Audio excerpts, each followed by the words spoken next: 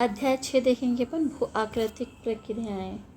अध्याय 6 पृथ्वी की उत्पत्ति कैसे हुई, इसकी प्रॉपर्टी व अन्य आंतरिक संस्थाओं के क्रम विकास कैसे हुआ, भूप्रपटी प्लेट का संचरण किस प्रकार हुआ, कैसे हो रहा है, भूकंप ज्वालामुखी के प्रकार व भूपट्टी को निर्मित करने वाले सेलों और खनिजों के विषय में सूचनाएं की जानकारी के पश्चात अब हम जिस धरातल पर रहते हैं उसके विषय में विस्तार से जानने का प्रयास करेंगे।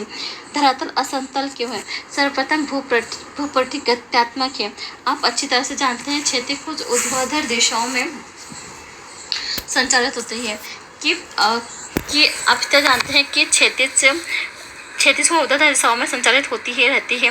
निश्चित तौर पर यह भूतकाल में वर्तमान गति में अपेक्षा थोड़ी तीव्रता संचालित होती थी। भूपटपट्टी का निर्माण करने वाले पृथ्वी के भीतर सक्रिय आंतरिक बलों में पाए जाने वाला अंतर ही पृथ्वी के बाह्य सतह में अंतर के लिए उत्तरदायी है। मुख्यतः धरातल सूर्य से प्राप्त ऊर्जा द्वारा प्रेरित बाह्य बलों के अनवरत प्रभावित होता रहता है। निश्चित रूप से आंतरिक बल अभी भी सक्रिय है, यद्यपि उनके तीव्रता में अंतर है। इसका तात्पर्य है कि धरातल पृथ्वी मंडल के अंतर्गत उत्पन्न बाह्य बलों और एवं पृथ्वी के अंदर उद्भूत आंतरिक बलों के अनवरत प्रभावित होता है तथा यह सर्वदा परिवर्तनशील है। बाह्य बलों को बाह्यजनिक, एक्सोजनिक और आंतरिक बलों को अंतःजनित एंडोजोनिक बल कहते हैं। बाह्यजनक बलों की क्रियाओं का परिणाम होता है कि उभरी हुई भू आकृतियों का विघटन, वेयरिंग डाउन तथा बेसिक निम्न गतों का भराव, अधिवदन तलोचन, धरातल पर अपरदन के माध्यम से उच्चावच के मध्य अंतर के कम होने को तल संतुलन कहते हैं।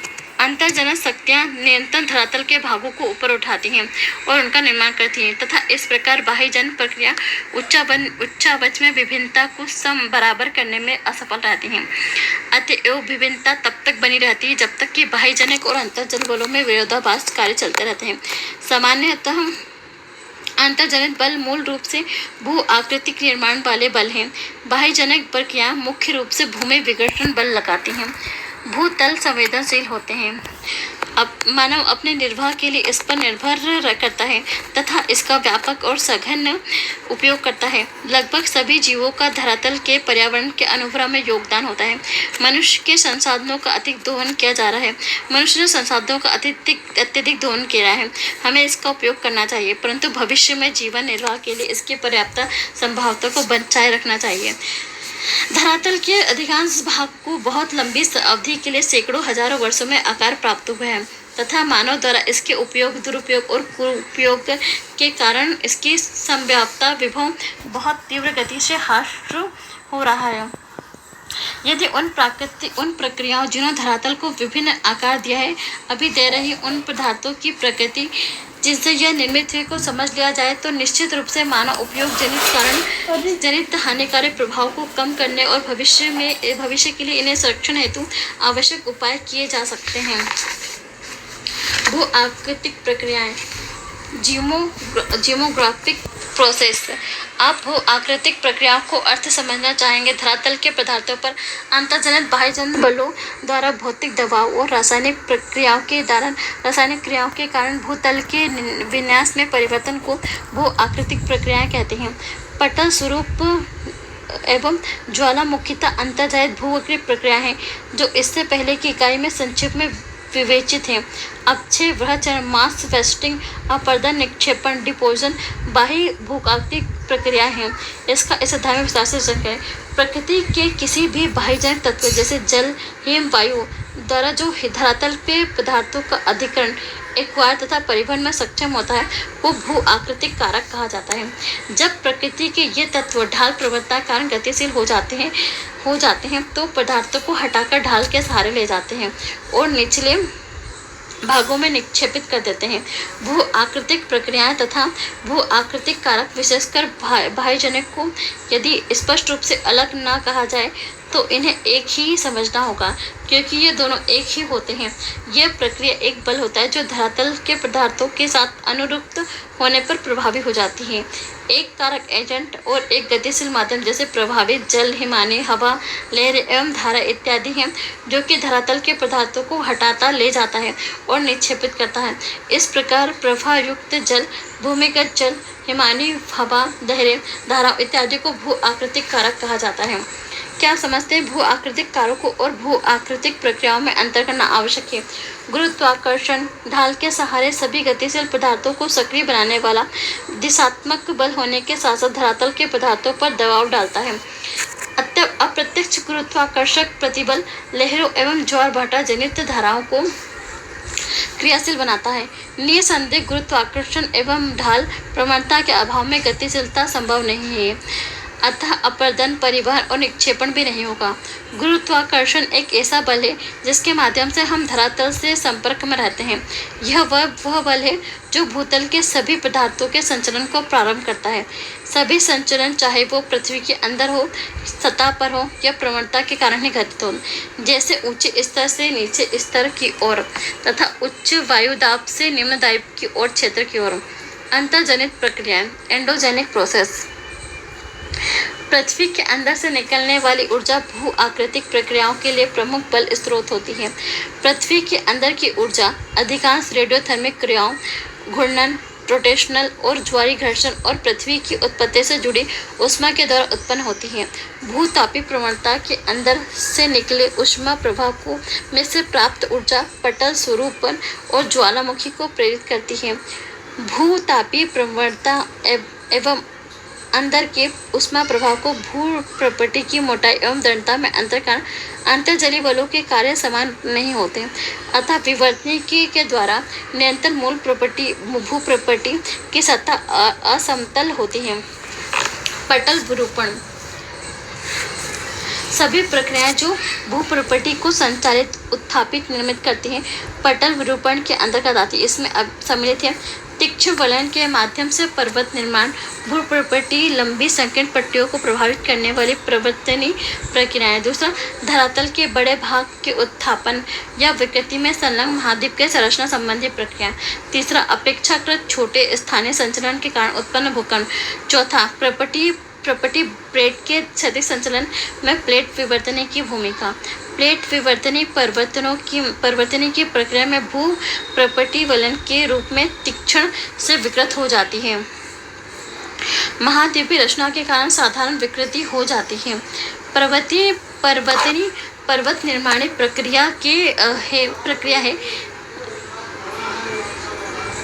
प्रक्रिया है जबकि महाद्वीप रचना महाद्वीपीय निर्माण प्रक्रिया है।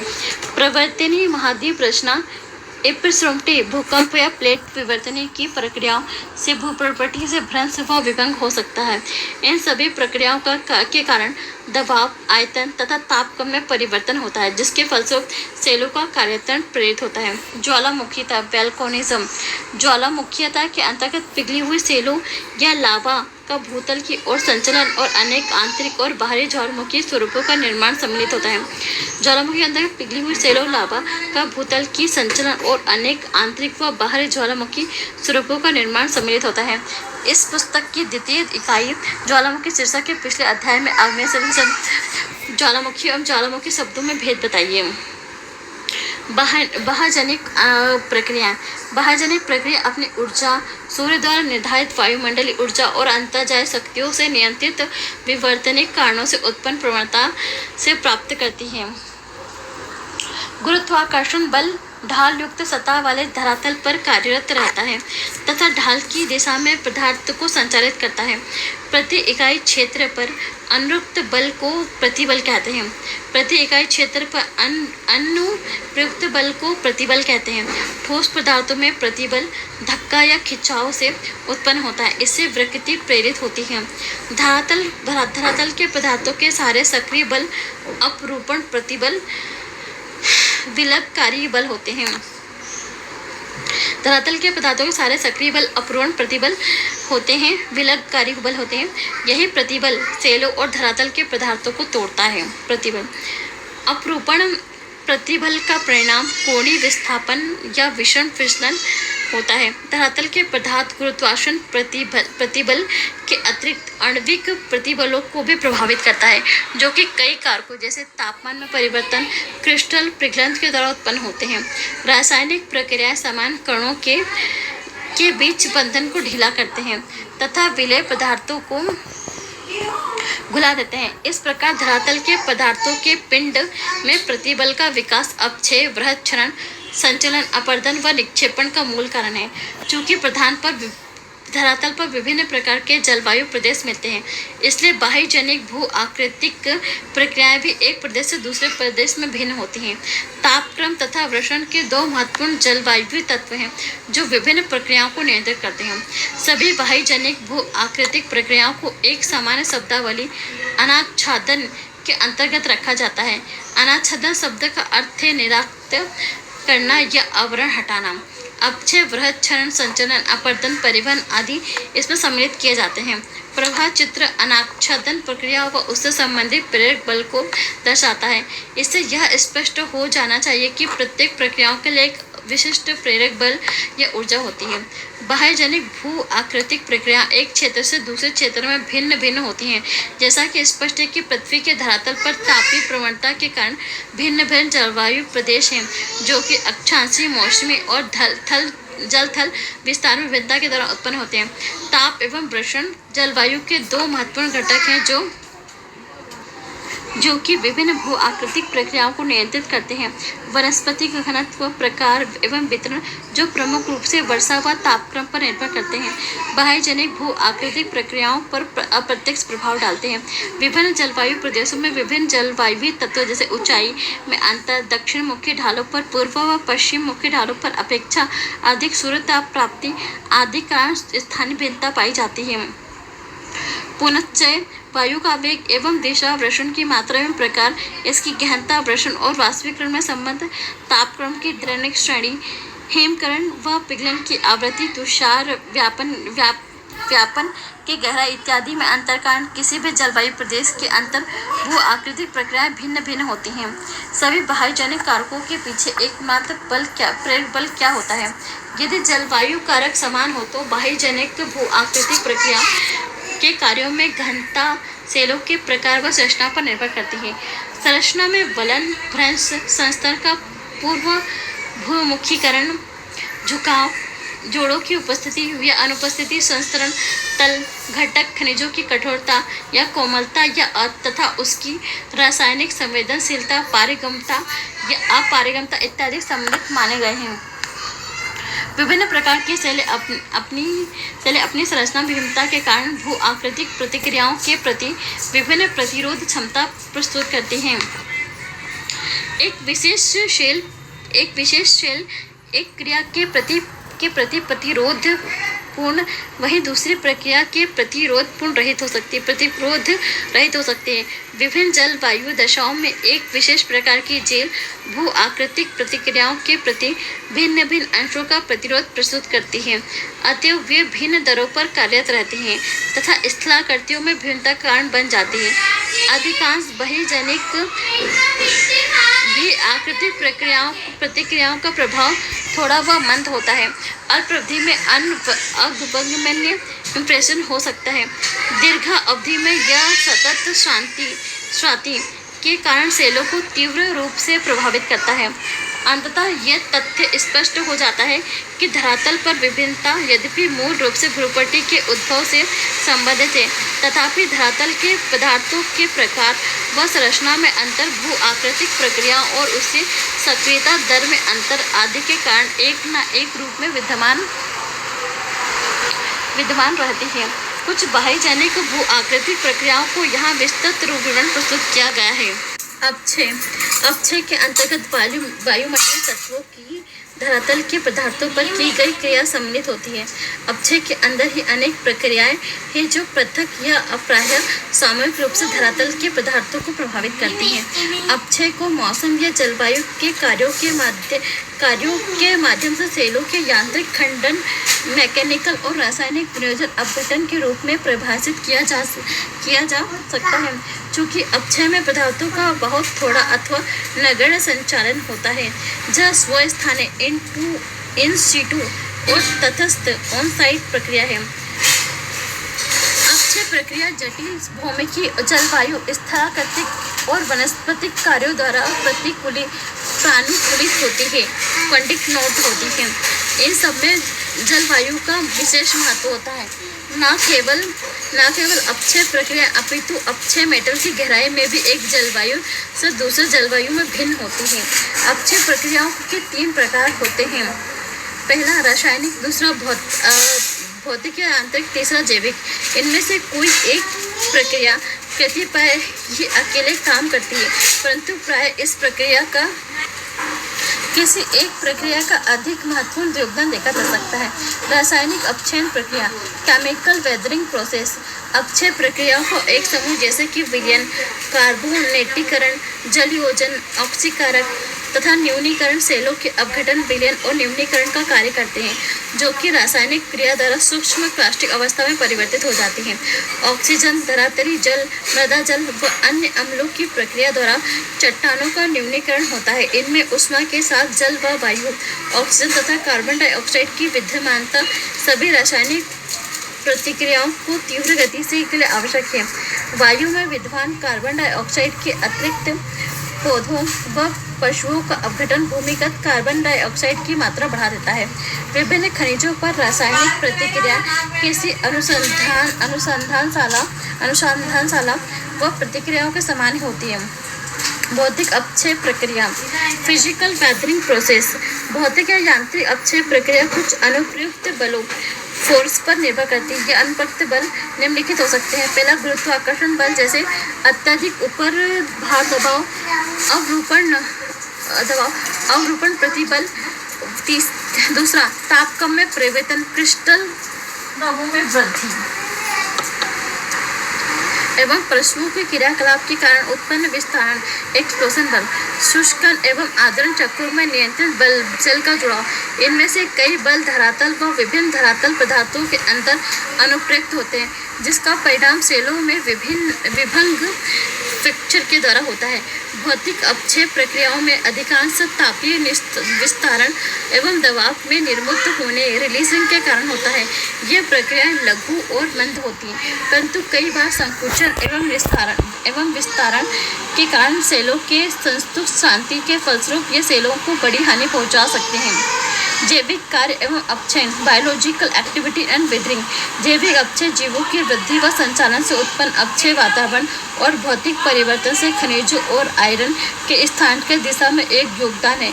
केंचुआ, दीमकों, चूहों, कृतंगों आदि जैसे जीवों द्वारा बिल खोदने, ब्रेचिंग, फॉन्ट आदि द्वारा नई सतहों सरफेस का निर्माण होता है, जिससे रासायनिक प्रक्रिया के लिए अनावक्त सतह में नमी और हवा के वेधन में सहायता मिलती है।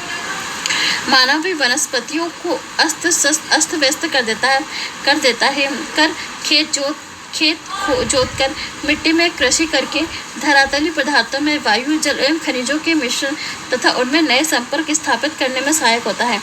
सड़ने वाले पौधे एवं पशुओं के पदार्थ ह्यूमिक, कार्बनिक और अन्य अम्ल जैसे तत्वों के उत्पादन में योगदान देते हैं, जिससे कुछ तत्वों का सड़ना, क्षरण व घुलन बढ़ जाता है। पौधों की जड़ें धरातल के पदार्थों पर जबरदस्त प्रभाव डालती हैं तथा उन्हें याकृत ढंग से मैकेनिकली से तोड़कर अलग अलग कर देती हैं। अपक्षय के विशेष प्रभाव, स्पेशल इफेक्ट ऑफ वेदरिंग। अपशल्कन, इसकी व्याख्या पहले ही भौतिक अपक्षय प्रक्रियाओं, तापीय संकुचन एवं फैलाव व लवण अपक्षय के अंतर्गत की जा चुकी है। अपशल्कन एक परिणाम है, प्रक्रिया नहीं। शेल या आधार सेल के ऊपर से मोटे तौर पर घुमावदार चादर के रूप में उत्खंडित या पत्रकन होता है, जिसके परिणाम स्वरूप चिकनी व गोल सतह का निर्माण होता है। अपशल्कन अभियांत्रिकरण, अनलोडिंग और तापक्रम परिवर्तन द्वारा प्रेरित फैलाव व संकोचन के कारण भी होता है। अपसल्कित गुंबद व टॉस क्रमशः अभारितकरण और तापीय संकोचन से उत्पन्न होता है। अपक्षय का महत्व, सिग्निफिकेशन ऑफ द वेदरिंग। अपक्षय प्रक्रिया सेलों को छोटे छोटे टुकड़ों में तोड़ने अथवा न केवल आवरण प्रस्तर व मदर निर्माण के लिए मार्ग प्रशस्त करता है, अपितु अपर्दन एवं बृहद संचलन के लिए भी उत्तरदायी होती है। जैव मात्रा में जैव विविधता प्रमुख वनस्पति की देन है। तथा वन अपक्षय प्रवाह की गहराई पर निर्भर करता है। यदि सेलों का अपक्षय न हो तो अपर्दन का कोई महत्व नहीं होता। इसका अर्थ है कि अपक्षय वृहद चरण अपर्दन उच्चावच के लघुकरण में सहायक होता है एवं स्थानाकृति अपर्दन का परिणाम है। सेलों का अपक्षय एवं निक्षेपण राष्ट्रीय अर्थव्यवस्था के लिए अति महत्वपूर्ण है, क्योंकि मूल्यवान खनिजों जैसे लोहा, मैग्नीज, एल्यूमीनियम, तांबा के अयस्कों में समृद्धिकरण व संकेंद्रण में सहायक होता है। अपक्षय मृदा निर्माण की एक महत्वपूर्ण प्रक्रिया है। जब सेलों का अपक्षय होता है तो कुछ पदार्थ भूमिगत जल द्वारा रासायनिक व भौतिक निश्चालन के माध्यम से स्थानांतरित हो जाते हैं तथा शेष बहुमूल्य पदार्थों का संकेंद्रण हो जाता है। इस प्रकार से अपक्षय से बिना बहुमूल्य अपक्षय के हुए इस प्रकार के अपक्षय के हुए बिना बहुमूल्य पदार्थों का संकेंद्रण अप्राप्त होगा। आर्थिक दृष्टि से उनका दोहन प्रक्रम व शोधन के लिए व्यवहारक नहीं रहेगा। इसको समृद्धिकरण कहते हैं। वृहद संचलन मास मूवमेंट। वृहद संचलन के अंतर्गत वे सभी संचलन आते हैं जिनमें सेलों का बहुत वृहद मलबा गुरुत्वाकर्षण के सीधे प्रभाव के कारण ढाल के अनुरूप स्थानांतरित होता है। इसका तात्पर्य वायु जल हिम ही अपने साथ एक स्थान से दूसरे स्थान तक मलबा नहीं होते हैं, परंतु मलबा भी अपने साथ वायु जल हिम ले जाते हैं।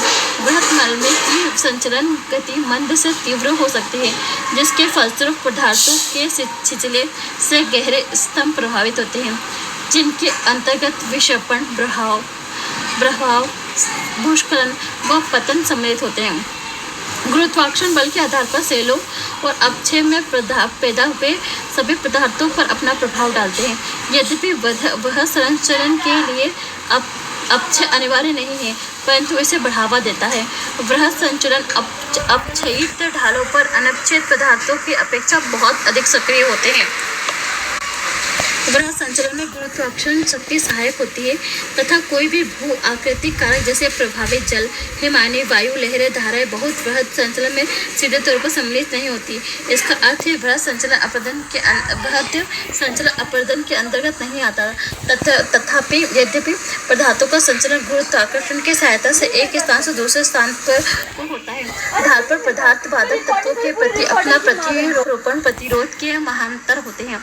असमर्थ कमजोर पदार्थ छिछले संस्तर वाले सेलों, भ्रंश तीव्रता से झुके हुए संस्तर, खड़े भृंगों और तीव्र ढाल, पर्याप्त वर्षा, मूसलाधार वर्षा और वनस्पति का अभाव